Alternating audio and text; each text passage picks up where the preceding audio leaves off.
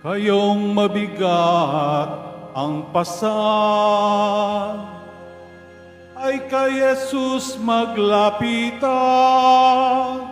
upang kayo'y masiyahan. Hallelujah.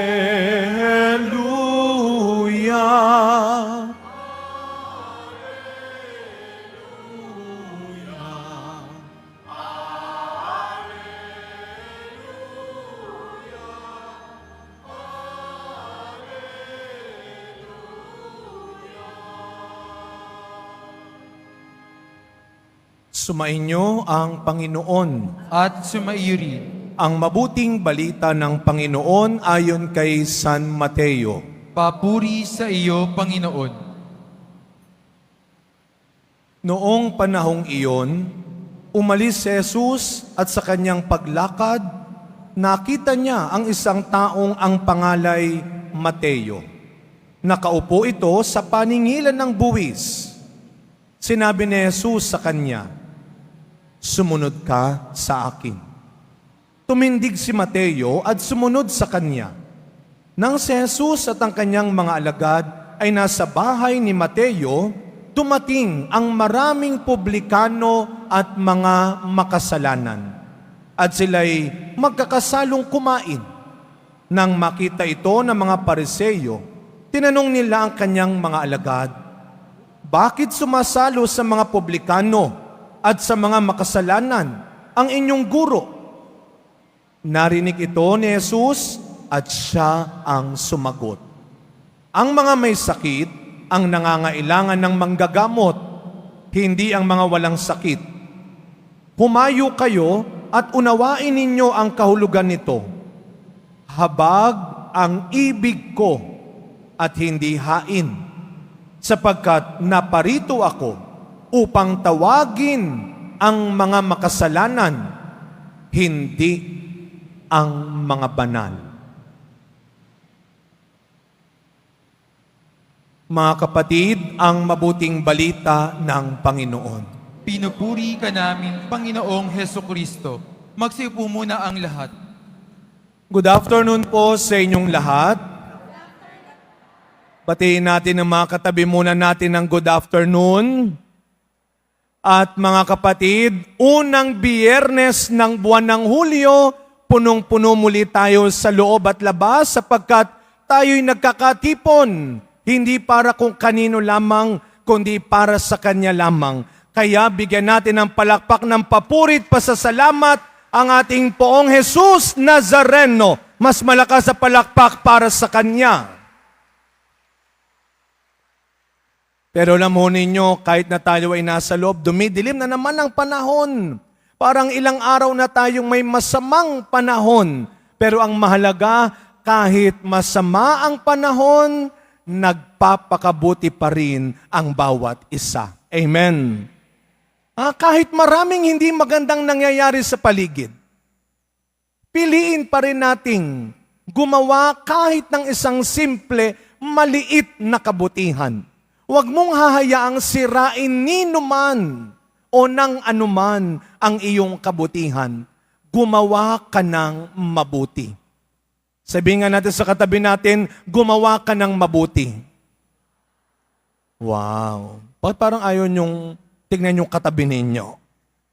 Father, gumawa ng mabuti, may ginawa na nga itong kalokohan kanina. Tinulak ako.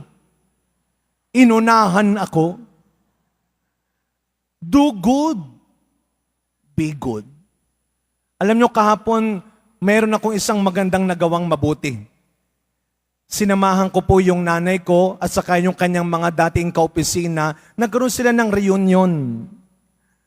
Sabi ko sa nanay ko, bakit kasama ako? Kayo naman yung magkakaopisina dati. Sabi niya, gusto ka nilang makita. Sige. Alam niyo, sila po ay magkakaopisina noon. Sila'y nagtatrabaho noon sa BIR. Sabi ko na nga ba BIR. Alam mo ninyo, nung bata kami, pag sinasama kami ng nanay ko, at pag nagtatanong ako ng mga teacher ko, ng mga kaklase ko, saan nagtatrabaho ang nanay mo? BIR. Alam nyo, dalawa lang ang sagot nila eh. Una, wow. Pangalawa, Alam nyo, ano ko yung ibig sabihin niyang pag nalaman mo, saan nagtatrabaho ang tatay mo? Pulis. Anong trabaho ng nanay mo? Anong trabaho ng tatay mo? Alam nyo, kung minsan yung sagot natin, kahit wala kang sinasabing marami, yun lang mukha mo, yun lang reaction mo. Anong ibig sabihin? Alam mo ninyo, siguro likas sa ating mga tao, likas sa ating pagkatao ang humusga, ang humatol. Pero huwag kayong mag-alala. Tama yun. Dapat marunong kang humusga. Dapat marunong kang humatol. Kung tama o mali. Kung mabuti o masama. Dapat marunong kang humusga, humatol, para hindi ka laging padalos-dalos. Para hindi ka laging napapahamak. Hindi sige-sige. Hindi yung go ka lang ng go. Hindi mo na pinag-iisipan. Ang mahalaga, bago ka humusga, pinag-isipan. Bago ka humatol, pinagdasalan. Uulitin ko, dapat marunong tayong humusga at humatol para hindi tayo nagogoyo, hindi tayo naloloko, hindi tayo nasasaktan, hindi tayo inaapi-api lang. Huwag tatanga-tanga lang. Humusga tayo. Hindi lahat pinapatulan. Hindi lahat inoohan. Hindi lahat kinukuha. Tama pa ba yan o mali na? Mabuti pa ba o masama na? Basta ang mahalaga, mag-isip muna bago humusga. Magdasal muna bago humatol. Use your reason before you make your judgment. Sa panahon ni Jesus, marami ang biktima ng panghuhusga, ng paghatol, na kahit pinag-isipan, hindi naman pinagdasalan. Alam nyo, kulang yon.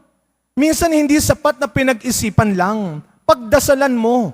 Huwag kang gagawa ng desisyon nang hindi mo sinama ang Panginoon.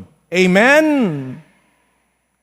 Huwag na huwag kang gagawa ng desisyon nang hindi mo tinatanong, pinapakinggan at pinagkakatiwalaan ng Panginoon. Kung tayo lang, kulang.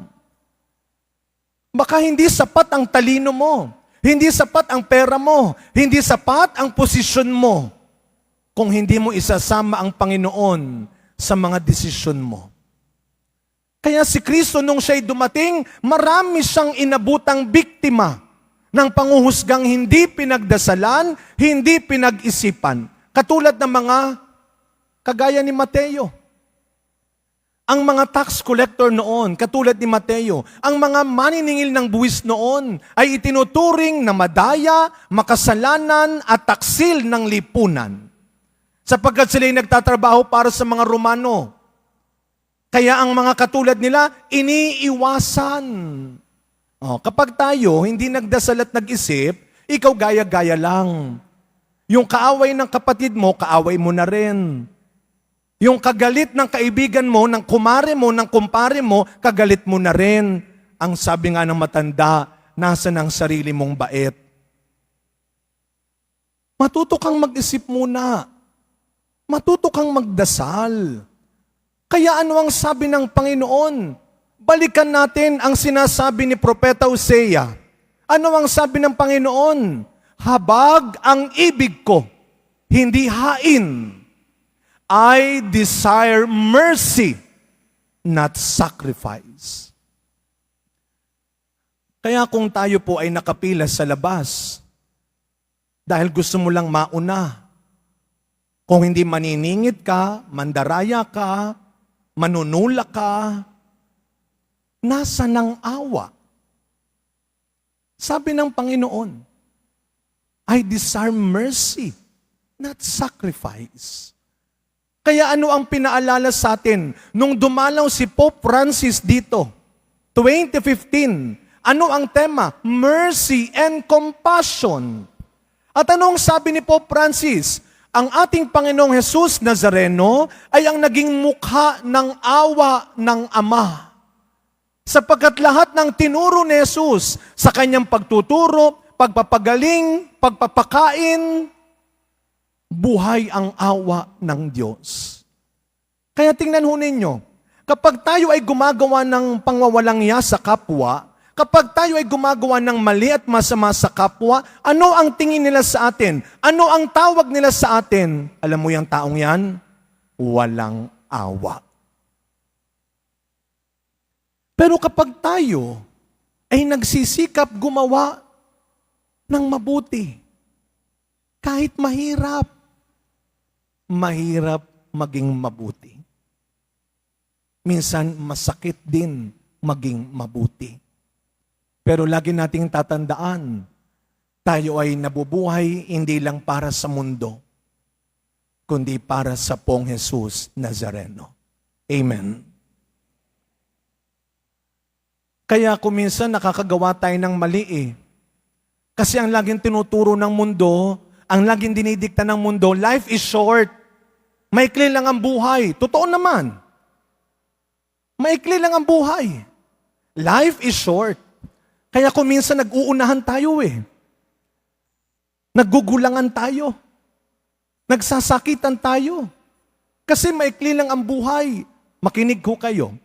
Life is short, but eternal life is forever. Pumili ka. Magdesisyon ka. Sa isang maikling buhay o sa isang buhay na walang hanggan. Kaya nga, ito ang bukasyon natin. Bilang mga Kristiyano, bilang mga deboto ng Pong Nazareno, ang misyon natin ay maging mukha ng awa ng Diyos sa mundong ito. Kaya sa pagpapatuloy na misa natin, mga kapatid, hindi ho masama at dapat marunong tayong humusga. Pero siguraduhin natin, pinagdadasalan at hindi lang pinag-iisipan bago gumawa ng desisyon, bago humusga. Every day, hanggat nabubuhay tayo, lagi nating hilingin sa Panginoon na tulungan, gabayan niya tayo para bago tayo pumili at gumawa ng desisyon, lagi nating iniisip, pinakikinggan, at sinusunod ang Panginoon. Nawa, ang ating buhay araw-araw ay tunay na maging mukha ng awa ng Panginoon sa mundo. Amen.